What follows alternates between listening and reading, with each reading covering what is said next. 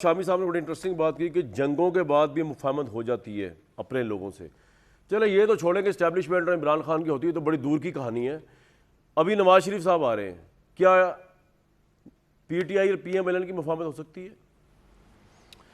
देखिए नवाज शरीफ साहब कर पाएंगे? अगर आप एक इजाज़त दें तो मैं ये इलेक्शन पे पहली बात तो ये कि 16 महीनों में ख़ास तौर पर और ख़ास तौर पर 9 मई के बाद जो हमारे मुल्क के हालात हैं वो बिल्कुल बदल गए हैं। नफ़रत और तकसीम इंतहा पर है और पहली दफ़ा लोगों को मैंने बेयकीनी और नाउमीदी में देखा है और गैर मामूली हालात हैं। आइनी बहरान है, अदालती बहरान है, सियासी बहरान है, मुआशी बहरान है और मुआशी बहरान ऐसा है कि लोगों का कचूमर निकल गया है। अब इसमें अगर किसी ने अक्लमंदी का इस मुल्क से कोई थोड़ा सा भी मुखलस है और इस मुल्क से कोई अक्लमंदी की थोड़ी सी भी रत्ती भर भी गुंजाइश है तो उसकी एक ही है कि लेवल प्लेइंग फील्ड सारों को मिले और मुनसफाना जहां तक हो सके और शफाफ ना।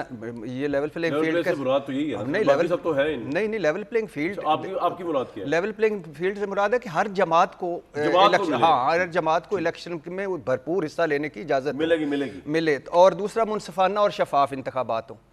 तो अगर अगर ऐसा हो जाता है तो ठीक है। और अगर कोई ऐसा इलेक्शन होता है जिस पे कम से कम 90% सारे मुत्तफिक तो नहीं होते, हमारे यहाँ जो हार जाता है वो कहता है धांधली हुई है, तो फिर तो ठीक है। और अगर ना हुए तो फिर ये और बंद गली में जाएगा। Is the only national Azad leader who will be in Pakistan from 21 अक्टूबर। बाकी उनके लेवल का कोई नेशनल लीडर आज़ाद इस वक्त पाकिस्तान में नहीं होगा। तो उनसे आपको क्या एक्सपेक्टेशन है? बड़े बड़े चैलेंज है, मईशत है, बड़ा कुछ है। अभी तो देखें वो ना आज़ाद है, कौन? नवाज शरीफ साहब आज़ाद है? नहीं, अब मैं पता नहीं आपने कैसे आज़ाद कर दिया है।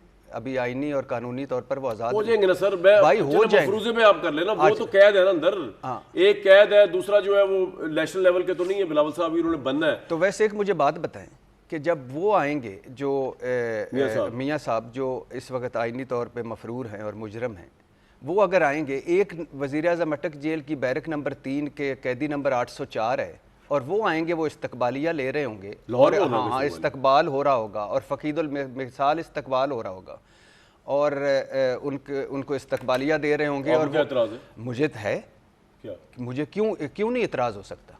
बताया ना इतराज़। मुझे इतराज़ ये है कि एक वज़ीर-ए-आज़म अगर जेल में है तो दूसरे वज़ीर-ए-आज़म को VIP क्यों मिलेगा? जो कि कन्विक्ट है अगर आप। हाँ, आपका ये इतराज़ है? हाँ डेफिनेटली। कितना भुगता है मियां साहब ने, अब कितना भुगतवाना? मसलन क्या 1.5 साल। मैं तो कहता हूँ अल्लाह करे वो भी ना भुगता होता, लेकिन इस वक्त मैं तो एक वो बात कर रहा हूँ ना जो आप बोलेंगे कि नवाज शरीफ साहब अगर उतर रहे होंगे और इमरान खान जेल के अंदर होंगे तो बैड टेस्ट में नफरत बढ़ेगी, ये तकसीम और बढ़ेगी, ये बैड टेस्ट होगा। आप लगेगा कि यही वो चीज़ है जिसने हमें यहाँ तक पहुँचाया है। कल अगर नवाज शरीफ थे यही गिला कर रहे थे, परसों पीपल्स पार्टी गिला कर रही थी, आज ये कहीं ना कहीं तो रुकना पड़ेगा। आप आइन और कानून के मुताबिक सारा कुछ छोड़ दें, वो आइन और कानून के मुताबिक अदालतें उन्हें बरी करती हैं, छोड़ देती हैं तो अदालत में सरेंडर होने। भाईजान ये कैसी अदालत में इस्तकबालिया उनकी अपनी पार्टी करी तो आपको ये किस तरह के इस्तकबालिये हैं भाई? किस वजह से? कोई हिंदू कुश फतह करके आए हैं, किस वजह से? शामी साहब, नवाज शरीफ साहब की एंट्री मुल्क के लिए एक अच्छा ब्रेक थ्रू लेके आएगी, या जिस तरह भट्टी साहब कह रहे हैं कि नफरत बढ़ेगी कि तहरीक इंसाफ वाले देख रहे होंगे हमारा लीडर जेल में और नवाज शरीफ साहब का इस्तकबाल हो रहे हैं? देखिए, जब नवाज शरीफ साहब जेल में थे और इमरान खान साहब की पिटीशन के नतीजे में जेल में गए थे तो उस वक्त PTI जो थी वो शादियाने बजा रही थी। PTI के वज़ीर आज़म ने हलफ उठाया था, इंतखाबात में हिस्सा लिया था, अपनी हुकूमत बनाने में कामयाब हुए थे। अब अगर ऐसा होगा तो तारीख़ अपने आप को दोहराएगी, यानी इमरान खान साहब नवाज शरीफ होंगे और नवाज शरीफ इमरान खान बनने की कोशिश करेंगे। तो अपने अपने मुकाम पर कभी तुम नहीं कभी हम नहीं, ये जो सूरत हाल है जो 2018 के बाद हुई वो हमने बर्पा नहीं की और ना ही आज हमारी ये ख्वाहिश है कि ऐसा हो। हमारी ख्वाहिश तो ये है कि इमरान खान साहब को भी मौका मिले इंतखाब में हिस्सा लेने का, उनकी जमात भी इंतखाब में हिस्सा ले, नवाज शरीफ साहब भी आके किस्मत आजमाएं और अदालतें दोनों को मौका दें कि वो अपनी भड़ास निकाल सकें अपने अरमान पूरे कर सकें और लोग जिसको चाहें चुन लें। ये हमने कैसा क्या हाल बना दिया है अपना। हाँ, दुनिया का कोई मुल्क ऐसा है, हर वक्त एक हंगामी हालत रहती है, हर वक्त हम एक दूसरे के दर पर रहते हैं। नवाज शरीफ साहब वापस आ रहे हैं, उनसे भी मैं दरख्वास्त करूंगा वो भी मुफाहमत की बात करें, कौम में इत्तेहाद पैदा करें, कोई शाखे जैतून लहराएं अपने मुखालफों के लिए। और इमरान खान साहब से भी ये तवक्को रखूंगा, अगरचे कि वो अपनी जगह डटे हुए हैं। आज एक वकील, उनके जो वकील हैं राजा सिकंदर जुल्कुरनैन, वो मिल के आए हैं, उन्होंने मुझे बताया कि वो बहुत पूरे एतमाद हैं और उनको वो अपनी जगह डटे हुए हैं, वो डटे रहें, लेकिन वो अपने मुखालफों को मौका दें जीने का, सांस लेने का।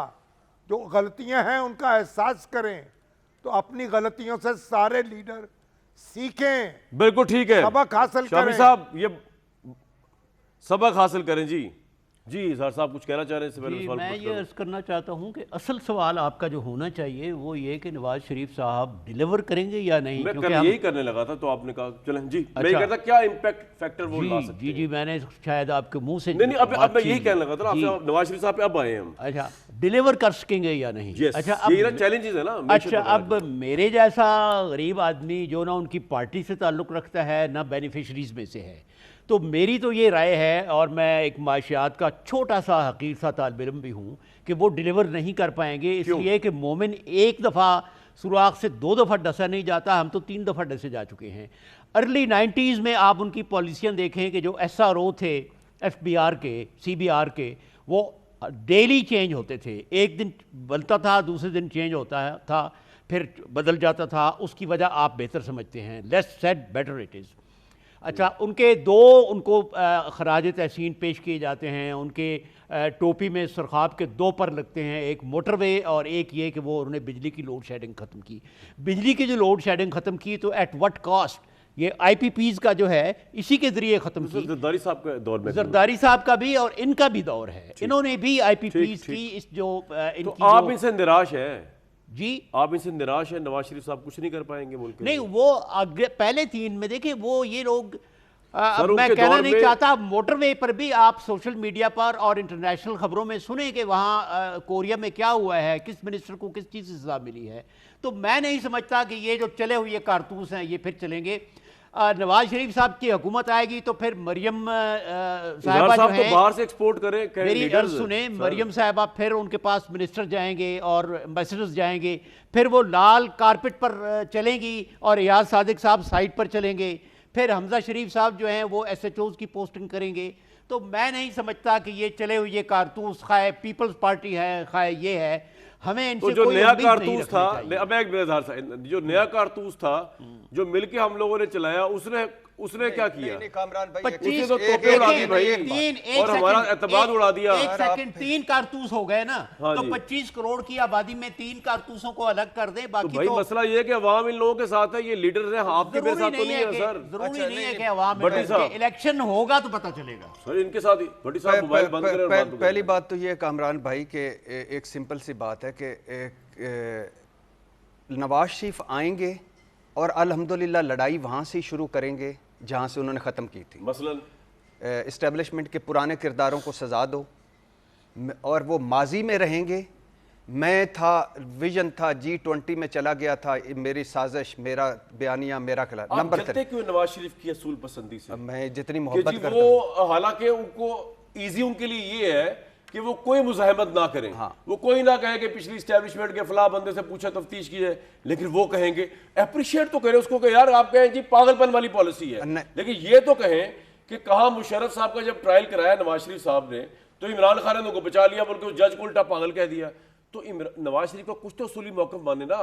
रखे उससे नफरत, नवाज शरीफ- मारे उसको गोली अल्फाजों की, लेकिन ये तो माने कि 26वें नंबर पे उसके दौर में इकॉनमी थी। अब आप अगला पॉइंट बोले। आपकी मोहब्बत है कि नहीं, आप मेरी नहीं नहीं मोहब्बत इधर नहीं नहीं है। इधर नहीं मेरी भाई, आपने आप मुझसे दूसरा आपने- point of view भाई, देना है हद सर। हो गई है, आप आप बताएं। दें जरूर दें। आप आप दूसरा पता point नहीं आपको किसने कहा था कि मेरा पॉइंट आप दें या नवाज शरीफ की इतनी ऊपर मददसराई करके ऊपर ले जाएं बड़ी या मददसराई मैंने की है। मुझे नफरत ज़दा कर दें। पता नहीं आपको नवाज शरीफ साहब के कान में फोन आ गया था उधर से, लंदन से या एवन फील्ड से, पता नहीं क्या दूसरा हुआ point क्या है या मैं आगे है। जाऊं? नहीं इधर रुकें। आपको किसने कहा है मुझे नवाज शरीफ साहब से नफरत है? अच्छा, नहीं। अल्लाह ना करे मुझे किसी इंसान से नफरत हो। मैं उनके यही तो दुख है कि किस ये कल वो जो हमारी या परसों या कभी भी बहस होती है जमहूरलेस जमहूरियत की, अगर मैं खिलाफ मुखालिफ बोलूं तो कहते हैं जमहूरियत से एंटी जमहूरियत है। इस दस्तूर जिसने मुझे नहीं कुछ दिया बोलूं तो कहते हैं इस दस्तूर से नफरत।